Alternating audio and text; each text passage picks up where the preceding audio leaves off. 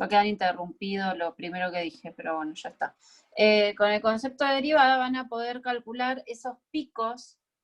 ¿Qué sucede? Las funciones estas hacen quizás una especie de, por ahí una forma así.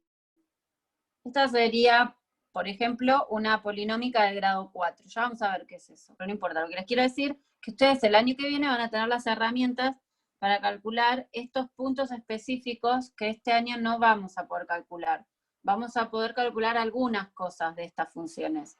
O sea que estas funciones las van a volver a ver, ya les digo, las de grados altos, la lineal y la cuadrática no, porque son muy, las vamos a estudiar bien ahora, y son más sencillas de estudiar.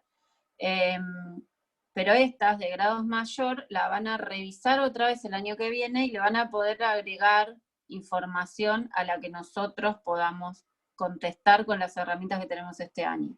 Este año vamos a poder calcular igual varias cosas, pero específicos para que el gráfico sea,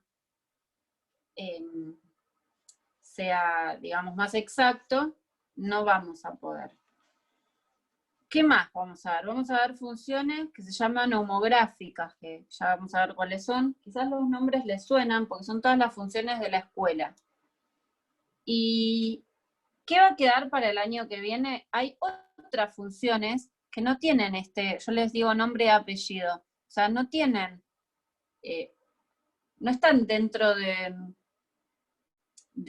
un tipo de función en donde nosotros ya podemos anticipar qué forma tienen. Las que ustedes analicen el año que viene van a ser con expresiones que por ahí son mixtas, pueden tener una parte cuadrática y una parte homográfica, o una parte cuadrática y una parte exponencial. Entonces, de forma anticipada no pueden saber qué forma tienen.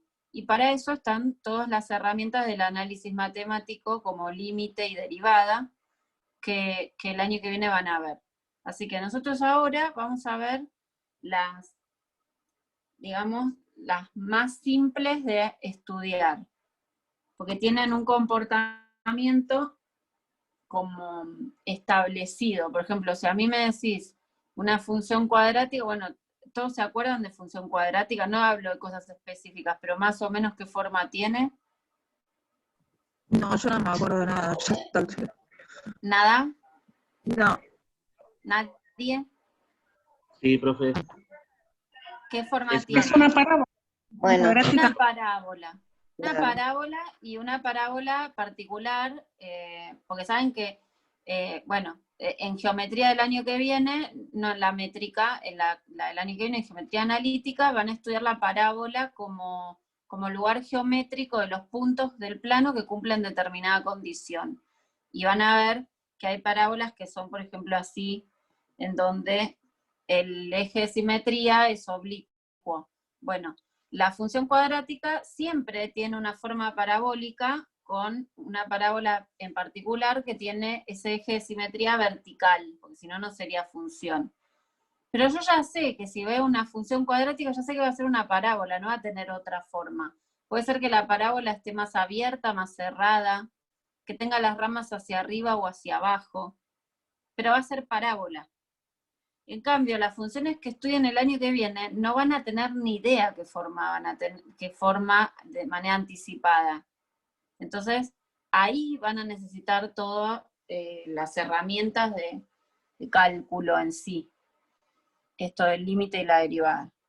Bueno, nosotros vamos a ver todas funciones que después de analizarlas, si más o menos nos acordamos del formato de la fórmula, cada vez que veamos alguna función de ese estilo, ya sabemos de forma anticipada qué forma va a tener. Bueno, ¿cuáles son las primeras que vamos a ver? Son las polinómicas, pero vamos a empezar de la más simple a la más compleja. ¿Alguien se acuerda de lo que es un polinomio? Así como definición. Una expresión algebraica, ¿no? Bien. ¿Puede ser? Sí, es una expresión algebraica donde hay variables con exponentes ¿de qué tipo? Naturales. Exacto. El exponente de la variable tiene que ser un número natural. Por ejemplo, yo les voy a, no sé, les voy a poner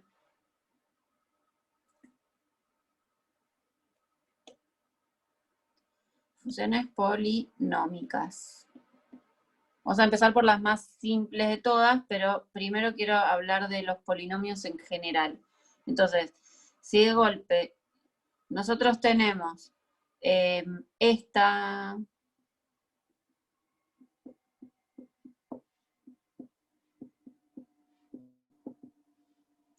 Nosotros acá tenemos una expresión que es polinómica. Acuérdense, poli es muchos, nomios son términos. ¿Alguna vez escucharon la palabra monomio, binomio, trinomio en la escuela? Bueno, Sí, había que también. preparar.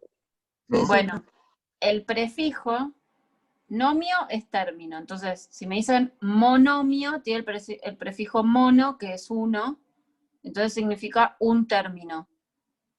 Binomio tiene el prefijo 2 y por eso es una expresión que tiene dos términos. Trinomio, tri es de 3, o sea, 3 términos, y así.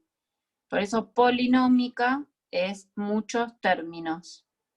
Y en cada uno de estos términos voy a tener una variable con un exponente que debe ser natural. Ahora después voy a escribir todo eso. Y puede tener coeficientes, que estos coeficientes sí pueden pertenecer a los números reales. Puede ser cualquier número real. Puede ser raíz cuadrada de 2, no importa. Lo importante es que el exponente sea natural. Eso es lo más importante. Entonces, esta es polinómica. Pero si de golpe tenemos una función, por ejemplo, menos 2x cuadrado más x a la menos 1, este exponente no pertenece a los naturales, el exponente, entonces no es polinómica, a pesar de que el formato, o sea, pareciera parecido el formato, porque tiene dos términos, pero no cumple esto de que el exponente de la variable sea natural.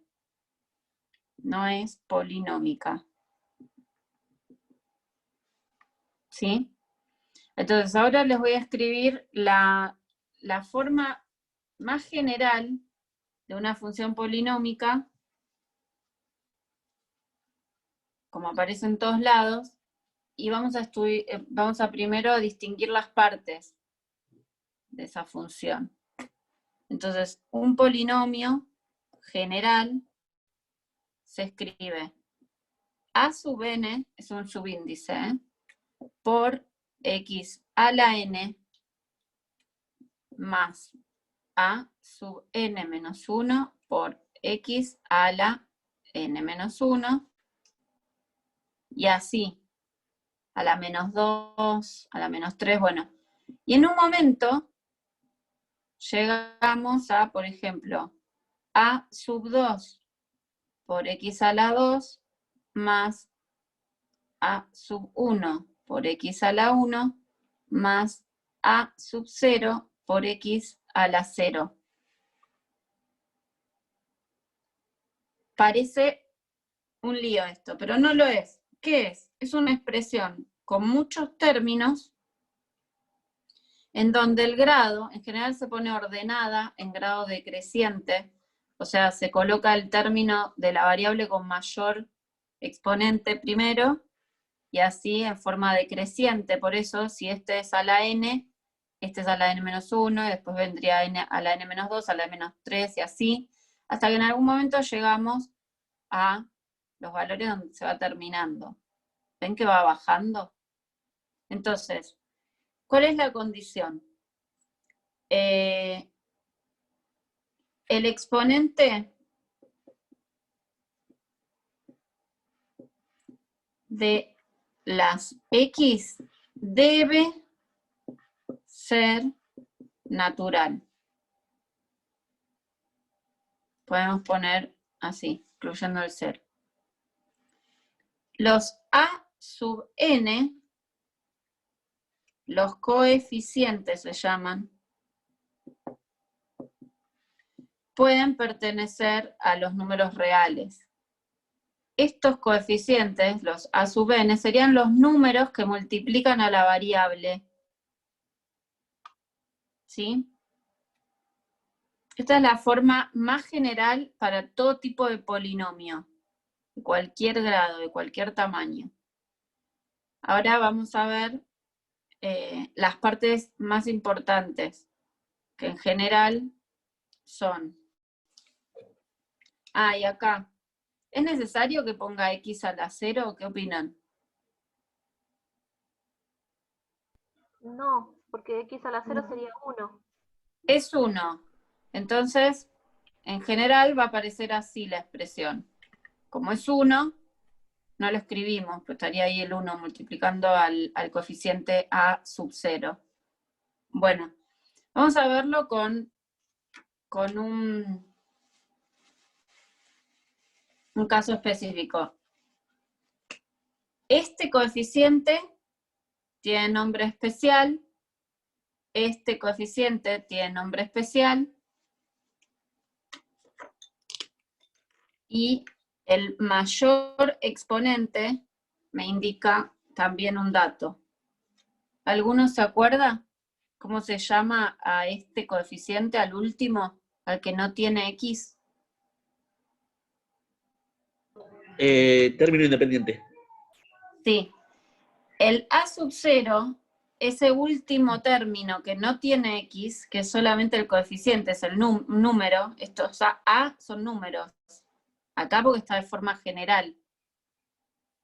A sub 0 se llama término independiente porque justamente no depende del valor de x ese término. Todos los otros términos van a cambiar de valor dependiendo del valor de x. En cambio si el término independiente es 3, ese término va a ser siempre 3. Término independiente se llama. Porque no depende del valor de x. El a sub n, ¿cómo se llama? El a sub n sería el coeficiente que multiplica a la variable con mayor exponente. ¿Alguno se acuerda? Término principal, puede ser que sea. Casi, sí, es coeficiente principal. Coeficiente.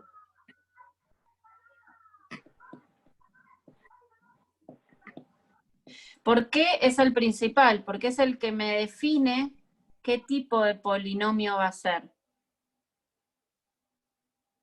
Siempre el término principal sería todo esto. Es todo el término. Ese es el término principal. ¿Por qué? Porque la variable con mayor exponente es la que me va a mandar qué tipo de polinomio va a ser. O sea, si yo tengo una función cuadrática, digamos que el término que pesa ahí para que sea cuadrático es el de la x al cuadrado. Si yo tengo una función cúbica, el que va a pesar es el de la x al cubo. O sea, ese es el término, el de mayor exponente es el que me va a definir qué tipo de polinomio es. Y justamente el exponente mayor me va a indicar el grado del polinomio. Entonces, el mayor exponente de la x es el grado del polinomio.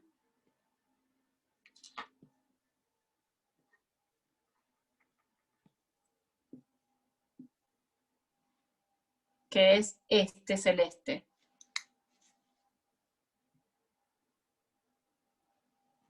¿Se entienden? Esas son las tres cosas que más nos van a marcar un polinomio. El coeficiente principal, el exponente mayor, que me va a decir el grado, y el término independiente. Todo lo demás también influye, pero digamos que esos tres nos van a dar datos específicos, que ya vamos a ver cuáles son. Por eso tienen nombres específicos.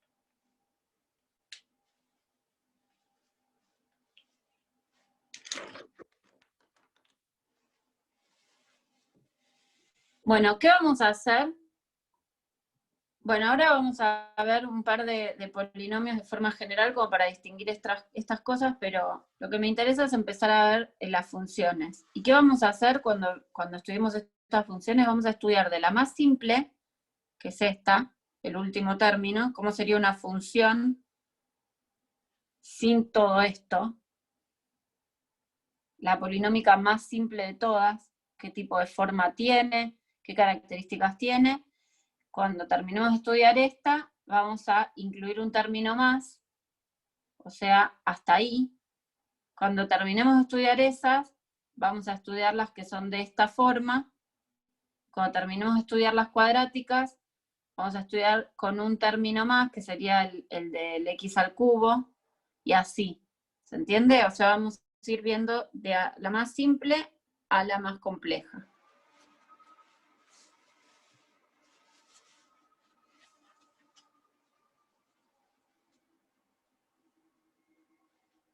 Entonces, acá para darle un cierre a esto específico de polinomios, vamos a poner un ejemplo. Tenemos g de x, que es menos 5 x a la cuarta más 3x más 2. Este polinomio se dice que está incompleto porque no tiene todos los términos con todos los exponentes. O sea, tengo el independiente a la 1, me faltaría el de x al cuadrado y el de la x al cubo, ¿se entiende? Pero no importa. ¿Qué me va a marcar? ¿Cuál es el grado de este polinomio? 4, grado 4. Grado ¿Cómo 4. se dice? Grado 4. A partir Está de bien. 4 no tiene más nombre. Tenemos cuadrática, cúbica, y después empieza polinomio de grado 4, polinomio de grado 5, polinómica de grado 6. No tienen nombre. Ah, El está bien. coeficiente principal,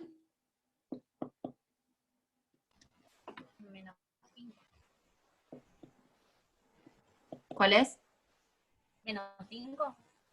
Menos 5. Es el número que multiplica a la variable con el mayor exponente, o con el exponente del grado, ¿no?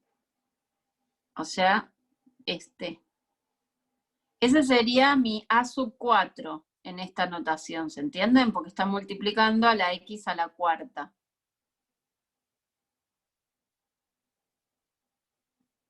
Este 3, ¿quién sería? ¿Qué a sería? ¿A sub cuánto? 1. 0. A sub 1. Perfecto. A sub 1.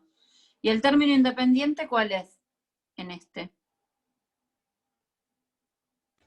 2. 2.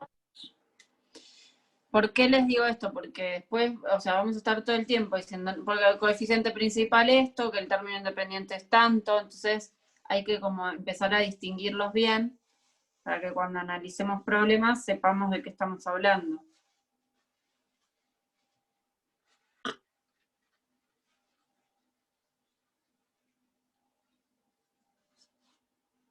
Bueno, entonces, vamos a ver la más sencilla de todas, que es la polinómica de grado 0, sería. ¿Por qué? Porque sería la de x a la 0. Yo les voy a anotar con todos los nombres que existe.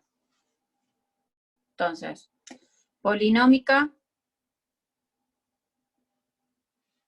de grado 0, que es lo mismo. ¿Alguien se acuerda del nombre común? Función como. Las que son f de x igual a un número. Ejemplo. Constante. F de x igual menos 3. Función constante se llama. Pero si decimos que es una polinómica de grado 0, también es cierto. Ejemplo, sería una función que independientemente del valor que tome la x, el valor de la y siempre va a ser menos 3. Por eso se llama constante, porque vale siempre lo mismo, la y, no varía.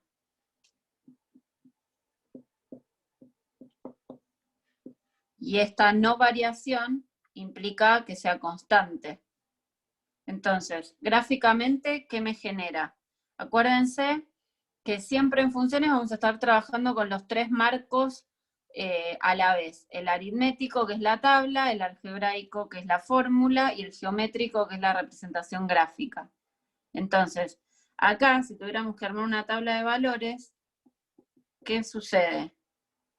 Independientemente del valor que le ponga a la x, el valor de y, ¿cuánto es? Menos 3. Menos 3, porque no tengo nada para reemplazar, o sea que valga lo que valga x, la y va a ser menos 3. Y esto, gráficamente, ¿qué me genera? Ustedes piensen que tengo, para x menos 2, la y vale menos 3. Para x menos 1, la y vale menos 3. Para x0, la y vale menos 3. Para x1, la y vale menos 3. Y si voy tomando todos valores intermedios, me empiezan a aparecer todos los puntitos. Por lo tanto, la representación gráfica que nos queda. Una recta en y igual menos 3. ¿Una recta de qué tipo? ¿Cómo es esa recta?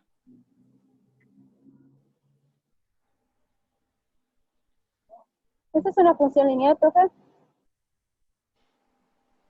Sí, ahí te contesto mejor. Dale. Porque una función lineal es como más amplio el conjunto de funciones lineales. Es un caso particular de una función lineal. ¿Por qué? Porque la función lineal es la que tiene los últimos 2 términos de una polinómica general. Tiene el término independiente y un término más. O sea que esta pasa a ser como un subgrupo de las lineales. Sí. ¿Sí? El conjunto de función lineal es mucho más amplio. Las que tienen pendiente nula, o sea, no está inclinada, la recta no es horizontal, esas son las funciones constantes. Bueno, justamente eso era lo que quería que vean, que la función constante siempre, la representación gráfica, va a ser una recta paralela al eje X, una recta horizontal.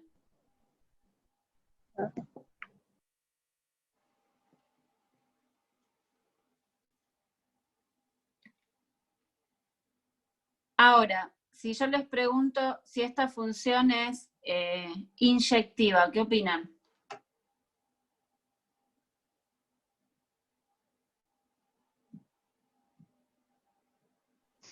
No, no era inyectiva. No, ¿en qué falla?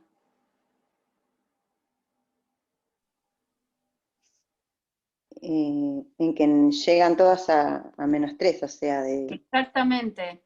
Con tener un valor del codominio, en este caso menos 3, que tiene muchas preimágenes, en este caso en particular es como una exageración, porque más que tener más de una, tiene infinitas preimágenes, porque para el valor del codominio menos 3, tengo asignado prácticamente no, todo el dominio va hacia menos 3. ¿Entienden? O sea, si yo lo hiciera en conjuntos esto,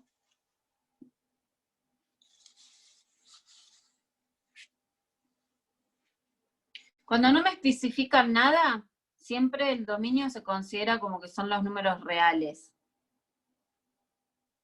Si no, tiene que estar de forma explícita o dentro de un contexto extramatemático en donde la variable yo tenga que decidir que son números naturales porque de golpe son elementos concretos, entonces, o sea, o animales, o cosas que no puedan dividirse. Bueno, si nosotros tenemos acá el conjunto de reales y el codominio, los reales, en el conjunto de los reales tengo infinitos números, ¿no? En algún momento va a estar el -3, pero supongamos que está el -5, el menos raíz de 2, todos los números de los reales, que son infinitos, pero ahí está el elemento -3 seguro. Y acá hay infinitos números y todos van a ir al -3 con esta ley. ¿Se entiende? Entonces, este elemento del codominio tiene infinitas preimágenes, tiene más de una, no importa que sean infinitas, pero tiene más de una, listo, no es inyectiva. ¿Y qué opinan? ¿Es sobreyectiva o no? Sí, profe. ¿Qué condición debía cumplir para ser sobreyectiva? Tienen elementos sin vincular. ¿Qué cosa? Que no tenían que quedar elementos sin vincular, ¿no era? Y acá no hay ningún elemento sin vincular. Claro, sí. No sería. Hay un montón, son todos los reales, salvo el -3. Ninguno de todos los números reales, salvo el -3, tiene preimagen. O sea que no es sobreyectiva. Si quieren lo escribimos. Vamos a escribirlo.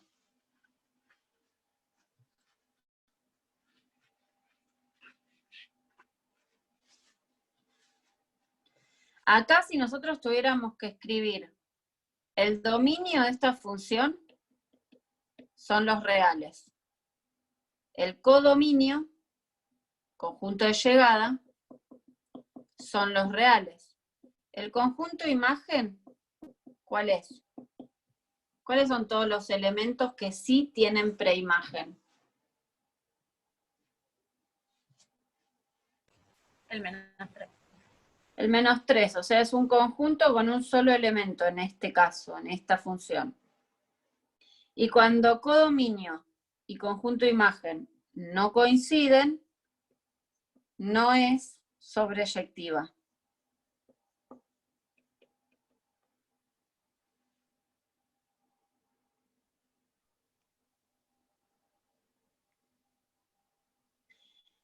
Inyectiva no es porque -3 tiene más de una preimagen. Sería la justificación.